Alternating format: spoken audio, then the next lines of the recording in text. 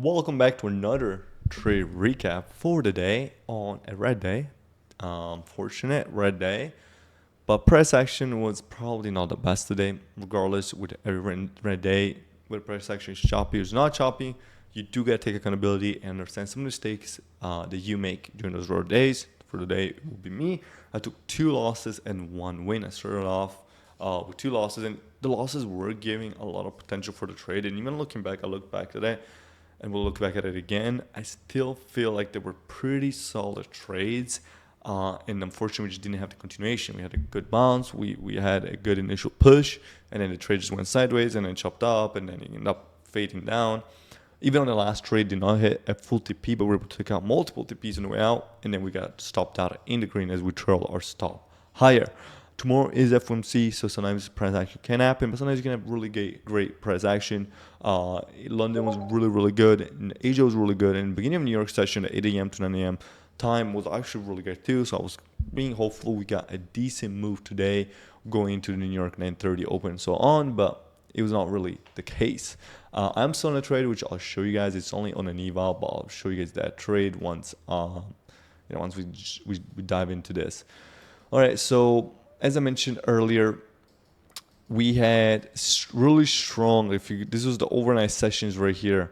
A little dip into Asia London, then we got a nice London reversal into this New York. And I thought it was gonna be a New York continuation. I thought we pretty much gonna get higher, which we are currently getting higher. But my entries, I guess, just weren't it at the time. So we had this big 5-minute and it was also 15-minute gap right here. So I thought this would be held up. We had an SMT right at the open, as you can see, and Q pushed higher while ES was selling off. And we got these initial shorts here, which I saw, but again, it was right like at 9:30 this happened, so I did not catch any of these shorts, but I saw it. But then what we got was an SMT at this lows right here with NQ. So I was like, hey, we got the initial SMT. We sold off. We probably came down to retest this 5-minute, which we had done in the case. I think we'll probably go higher and come take out these highs up here. Now, what I wanted was really these 2 highs here to be taken out. I was looking for an entry right at 641. Right here, this 955, and I wanted to enter the end of this candle, so the 956 candle. But unfortunately, 956 candle just moved straight up. As you can see here, not offering me an entry. Then we left behind this nice gap right here. It was pretty much like a 1-minute or a 2-minute gap. I need to remove this. And yes, starts showing signs of reversal too. On top of all this, we also got a smaller SMT right here. We got this 1-minute SMT, something a larger time frame SMT. 15-minute/5-minute gap. We made this place on a smaller time frame gap. We also had inversed this small 1-minute off this candle. I'm like, I think we should still go higher. So I looked for a long. We had a really nice entry in this long around this red candle with a super tight 13-point stop loss, targeting this initial high 30 points and 40 points. And as you can see, this was giving us signs it was going to bounce and bounce and bounce. And yes, it was grinding on up right here on the previous day closing price. Just couldn't break. You just couldn't break it, just couldn't push, and eventually it did end up failing. So that was a little bit unfortunate. Then we took a secondary trade right here. We were able to hit the P1. It was really fast, so some people were not be able to fail. It was a super tight trade. They had about an 8-point stop loss right here. And again, I was targeting essentially this wick high. I looked at that wick and I was like, hey, I think there's probably a good chance that wick gets taken out and keeps going higher. Fortunately, again, hit it to P1. If some people were able to take it, some people were not. I'm just going to count it as a full loss. We took about a 9-point loss or so. So again, the positive was in today's sessions, we kept this losses small. Even things were not going in our favor. We're not over risking. Initially, also on this initial long, I did say to do a half a position size. So this was half a loss. This was a regular position size loss, again, on a really small size. And then we took this long right here before this moon candle. We were able to take 2 TPs out of it, which ran for about 37 points. So I think our entry was even better than that. We were able to take one right at that high right there.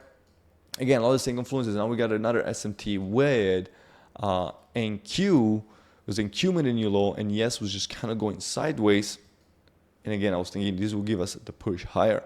So that was the trades that I took. These ended up trailing our stop loss at 0.33. Then we got another push down, and then I took a fourth long. This isn't really a signal. But I'm just showing you guys it's stochastic and eval. As you can see, this is the account I'm on. It was on 1600 because I did copy trade it for the other initial trades, and it took me to about 1600.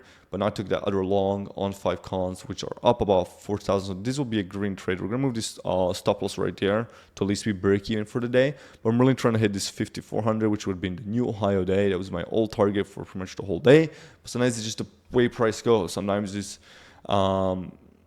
it's just the way price goes sometimes. Sometimes you might have a good idea, and it's been the story of yesterday and today where I feel like I have these right ideas, but they're just not fully executing at the highest level. But this trade was really nice. Big move down, V-shape up, displaced right here, and then we longed. Another thing I really liked about this secondary long here is we had right at this GP. So this was a good retest of this GP right here. But again, a lot of chop. We will get this one or two, as you can see what the trend was today. We get this one or two candles right here of some nice volatility, and then we just kind of just go flat and then give a little move, then go flat and give a little move. So there's a lot of this back and forth, which makes my trading personally, the way I like to trade, a little bit difficult because I'm not trying to scalp 20 points. I'm trying to catch a bigger move. It's putting in situations like I have to scalp the smaller points. It's just not the way that I like to go about my trading. Now, not every day, we have to understand, not every day can be a day that fits your strategy, that's going to be green. It sucks, but it's all part of it. It's all part of taking those losses. What can you do to get better from those losses? What can you do to learn from those losses? This is really important. That's why I kind of like to make these recaps, especially on losing days, because it gives me a lot to talk about, like why I took the trade and was it a good trade, was it not? Looking back on this first initial trade, I probably should have seen we didn't even have this. I was gonna say I thought we had an SMT right here, but this was off 3 weeks again. Not really needed. I zoom out to the 5-minute. Now yes, did give a nice rejection, and maybe that should have told me like to stay away from NQ as well. It was yes at this big 5-minute gap, but NQ didn't, and we had SMT the lows, and the gap before NQ was this lower one here that we had tapped into. And I thought, hey, this is probably a manipulation on ES, and it's gonna bounce back up. And then looking at ES, we also have to look at the YM. And YM again was bouncing up, and he gave that continuation higher. That trade we're looking for in Q, essentially this long from down here, YM gave it, and he was giving that push, and ES just couldn't do anything with it. And then Q just started to sell off. So again, even looking back, do I feel like I took some really bad trades that I'm like, hey, I really let the team down? So I'm trading with everybody else. I want everybody to be green, right? People depend on me. I can't really say that. I can't really feel like, hey, I took these really, really terrible trades, and I didn't know what the hell I was doing. Again, I thought these highs were essentially guaranteed for the day, and it seems like it's going to be one of those things that's like we went sideways, 12 o'clock hits, and now we're going to take out all those targets. And sometimes you can't time that. You can do things to make it as well as you can. For example, down here, I was trying to long down here. We're longing at 1050. Then we kind of got this catch this later on long right there. But red days are part of it. As long as it was this overall a decently small red day, it wasn't like a huge red day that's wiping out accounts. I'm still happy with the red days as long as you took some trades they were executing. Now, if somebody doesn't understand that red days are part of it, they're the signal ball. You're like, oh my god, we took 2 red trades. Hey, it's all, it's all part of it. So hopefully in the end this ends in a win. We can get halfway through pretty much passing this account. That'd be nice. So I can get a full triple stack on alpha. That'd be nice to add to some of the prop firms. You guys know I don't typically trade a ton of prop firms, but I do trade with alpha because I think it's the best one out there. And I was top 3 in all-time payouts with alpha up to like 2 months ago. I think that I'm probably like top 7 now, if I were to guess, because I've not really gotten payouts the last few weeks because I've not been trading them.